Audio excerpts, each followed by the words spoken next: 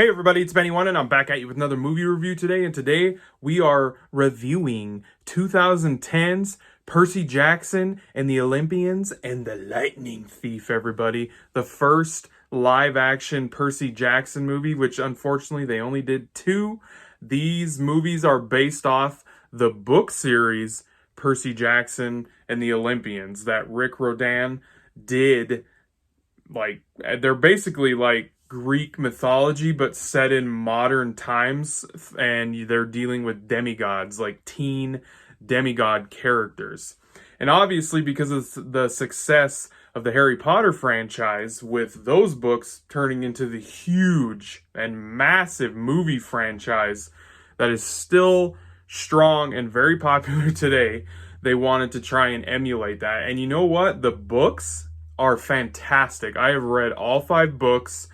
He's even branched out from this book series and done like Norse god type stuff with Thor. Like has all sorts of little branching out stories now from this Percy Jackson book series that we got a couple movies of. I wish they would have made more movies. But I do know that they've totally shut down the whole movie side of it.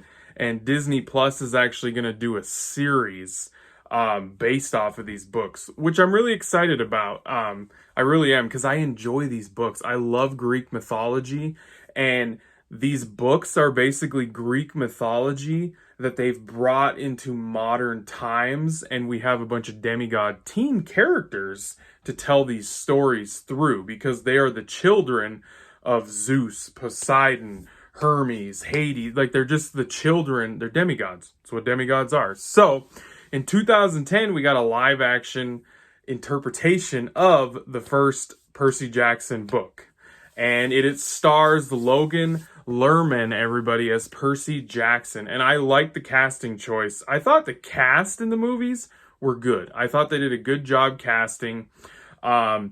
And I think he does a good job playing Percy Jackson. Like, he seems like the right age and everything. And then we have Alexandria Daddario, I think is how you say her name. She plays Annabeth.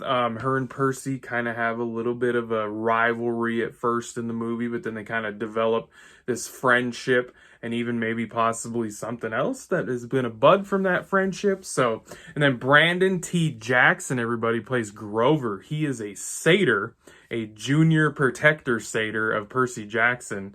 He's funny. He's entertaining, because a satyr is basically half goat and half human. So he's a funny character. And then Jake Abel plays Luke. He is actually our villain of the movie, actually. He is the Lightning Thief. Spoilers if you haven't seen the movie. I'm sorry. The movie's been out for over 10 years now, so... And obviously, if you've read the books or haven't read the books, there's another spoiler. So, but yes, he's the Lightning Thief, and he tricks Percy and Annabeth and Grover to going on this mission where they need to find these pearls so that they can get...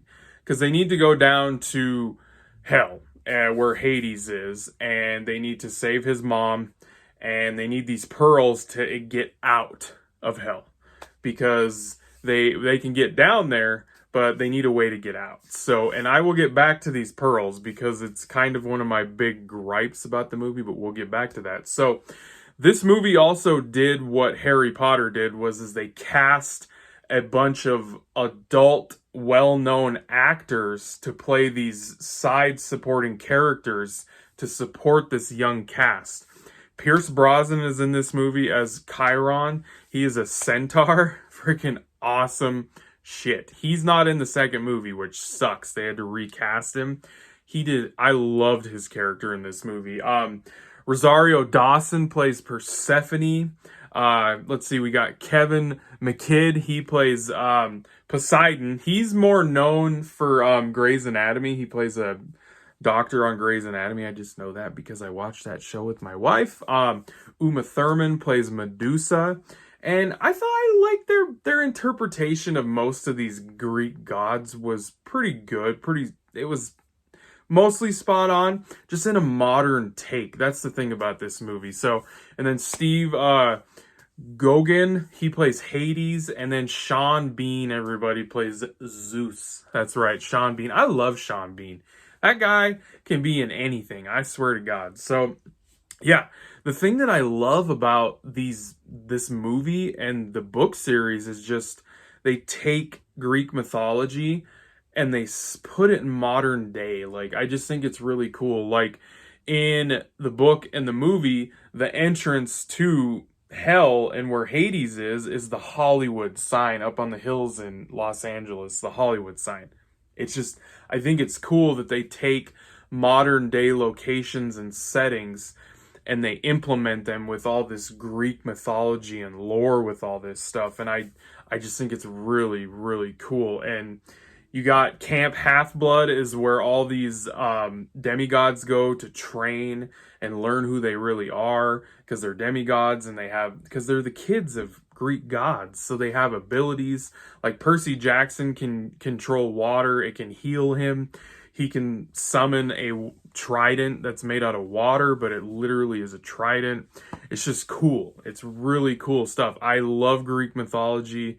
It's I know in school, it was stuff I was always interested in. And we get a little light-hearted adventure movie with these demigods going on a mission to show Zeus that because everybody thinks that Percy Jackson stole the lightning bolt, but he did not steal the lightning bolt.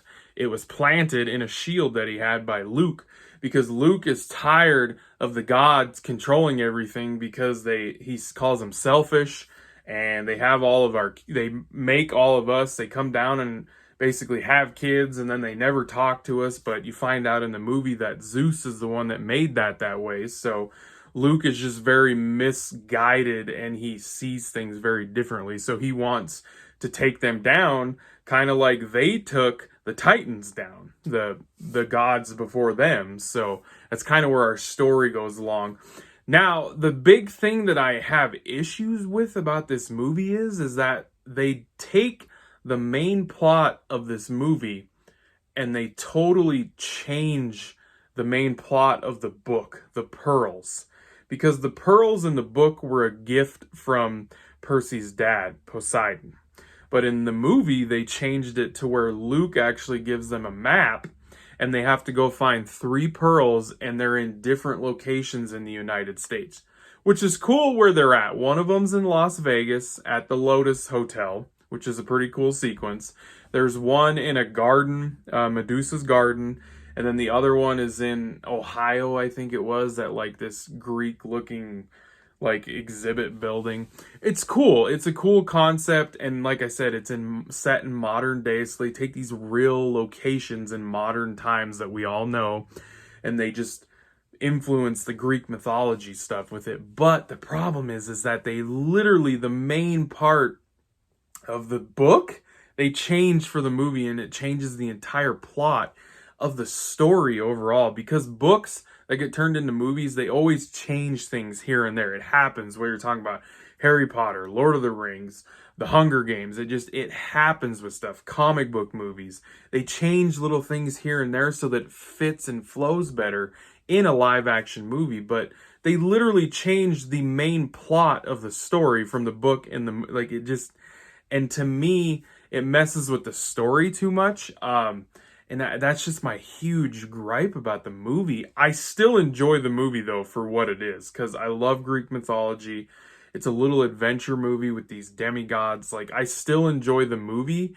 I think if they would have written the story better to flow with what the book had already laid out, I think it would have turned out better. Because I thought the movie was good. I thought it looked good. The special effects were good. I love the cast. Like, I do. Like, I just, the story is just, you can't take the book and murder the story like that. That was already there for you to put on the big screen. Like, so it affected the way I felt about the finished product, obviously. So I'm going to give Percy Jackson and the Lightning Thief, I'm going to give this one a 7 out of 10. I think it's a good movie. I enjoy watching it all the time. I enjoy throwing it in and watching it. So 7 out of 10 for Percy Jackson and the Lightning Thief, everybody. And I will be reviewing the second one, Percy Jackson and the Sea of Monsters, everybody. So hope you guys enjoyed the review. Thank you for watching. And I'll be catching you on the tube later because I have spoken.